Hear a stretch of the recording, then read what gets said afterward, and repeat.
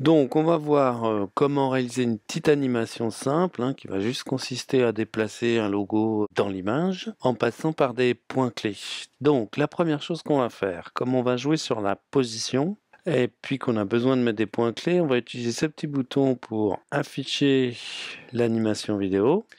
Et puis, comme on va travailler uniquement sur la transformation, sur la rubrique transformée, on va la sélectionner et lui demander de la mettre en solo pour ne pas avoir les autres paramètres. Voilà, gagner un peu de place dans la timeline. Alors, la première chose, c'est qu'on va être amené à mettre des points clés sur les paramètres de transformation, mais comme c'est un déplacement, uniquement sur la position. Alors, si je fais rien ici, quand je mets un point clé depuis la timeline, que ce soit par des raccourcis ou par cette petite palette, en fait, quand je regarde dans l'inspecteur, je me rends compte qu'en fait, il a mis des points clés sur tous les paramètres. C'est-à-dire, nous, on voudrait qu'il le mette que sur la position, puis il l'a mis sur la rotation, l'échelle et le point d'ancrage. Donc, pour que ça se produise pas, je vais faire un petit PUMZ. Et bien ici, je vais lui demander de n'afficher que le paramètre position. Voilà. Donc, dans ce cas-là, non seulement il n'affichera que les points clés de position, mais en plus, quand depuis la timeline, je mettrai un point clé par un raccourci ou par la petite palette, à ce moment-là, le point clé ne se mettra que sur le paramètre position. Donc, comme ça, on n'embrassera pas les autres paramètres au cas où on veuille plus tard revenir dessus pour, par exemple, modifier la taille, modifier l'échelle. Ces points clés qui auraient été placés vont bien nous embarrasser. Donc, hop, on règle ça sur position et on peut comme ça placer des points clés uniquement sur ce paramètre. Alors je vais le supprimer parce qu'on n'est pas au bon endroit. Je vais revenir au début de la timeline et grâce au petit bouton ici, je vais avancer par exemple d'une seconde pour dire voilà, mon mouvement, je voudrais que ça commence ici. Alors petite chose que j'ai oublié, comme mon logo est un petit peu gros, je vais le passer à 50% pour qu'il soit un tout petit peu petit. Voilà. Donc c'est à partir d'ici que je voudrais que le mouvement commence. Je vais afficher le fil de fer d'animation. N'oubliez pas qu'on a un petit bouton pour ça, donc on peut le faire aussi depuis les petits boutons de la palette.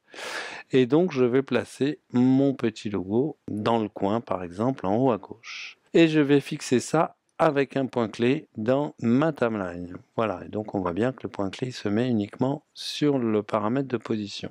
Et puis par habitude, je vais un tout petit peu arrondir les choses, tout simplement pour qu'il soit plus facile de le retenir si jamais, à un moment ou à un autre, j'ai besoin de reporter cette valeur d'un point clé à l'autre.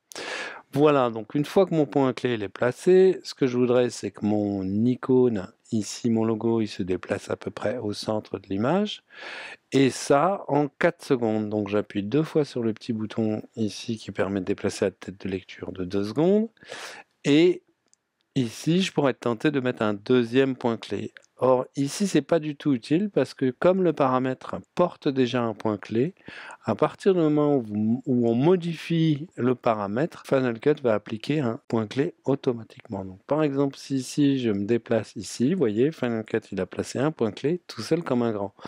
Donc à partir du moment où vous avez déjà un point clé sur un paramètre, et ça vaut pour n'importe quel effet, dès que vous êtes ailleurs, à la tête de lecture à un autre endroit et que vous changez le paramètre, il va rajouter automatiquement un nouveau point clé. Voilà. Donc pareil, ici je peux affiner, il n'y a pas besoin, moins 58, 260, ça me va très bien, ou alors si je vais mettre moins 60, comme ça on a des choses un peu rondes.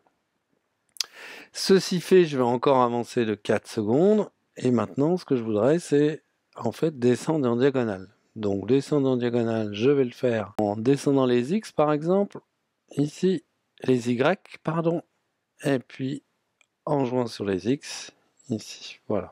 Donc là ici mon icône descend en diagonale, et puis ensuite 4 secondes plus loin par exemple, je voudrais qu'il revienne par là. Donc ici je me déplace avec le petit bouton 2 fois 2 secondes, et puis ici, hop, je reviens à ma position approximative de départ en X, pas en Y. Alors on verra tout à l'heure comment faire en sorte que la position ici horizontale de l'icône soit exactement la même que celle du début. Pour l'instant, on va le mettre un petit peu à la cobaye et on y reviendra à la toute fin. Voilà. Donc on va regarder ce que ça donne. On va se remettre au début et on va lancer la lecture. Voilà.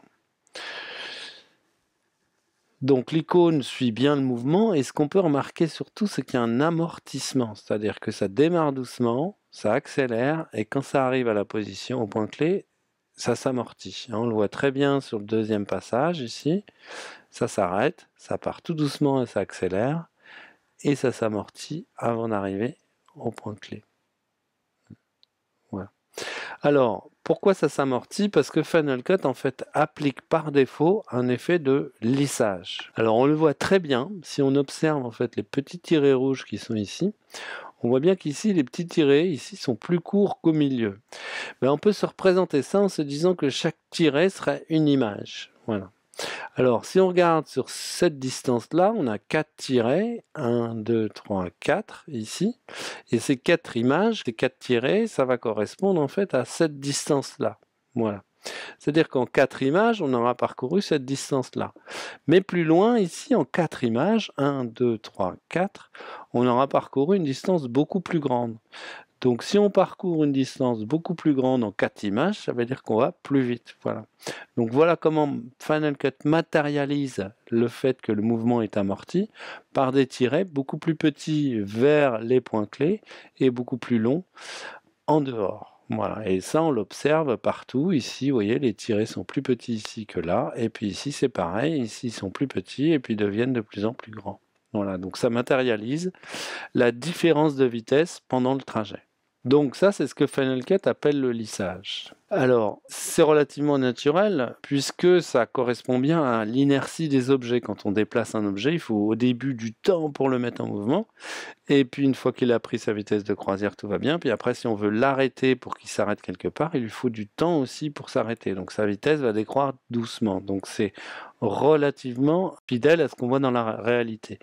On pourrait néanmoins avoir envie, c'est un petit peu plus rare, mais d'un mouvement plus robotique, où le logo se déplace de manière relativement linéaire sur le parcours. Ça, pour le faire, il faudrait passer en fait notre point clé en mode linéaire.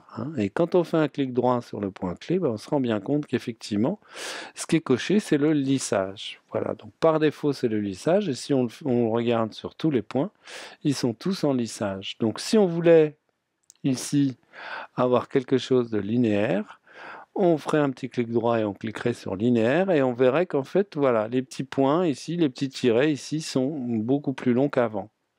Si je veux le faire ici, il faudrait aussi que je fasse un clic droit ici pour que la totalité du mouvement, je peux le faire ici, que la totalité du mouvement soit de vitesse linéaire. Alors le problème, c'est que si on doit le faire, comme c'est le réglage par défaut et quand on a fini le placement de tous nos points, qu'on doit le faire point clé par point clé, c'est un peu laborieux. Donc en fait, il y a une méthode pour le faire de manière plus rapide. Je vais faire pomme Z pour annuler ces deux changements. On va vérifier qu'on est bien revenu sur lissage ici et ici. Lissage, voilà. Alors comment je vais faire pour passer tous ces points clés en mode linéaire? Il va falloir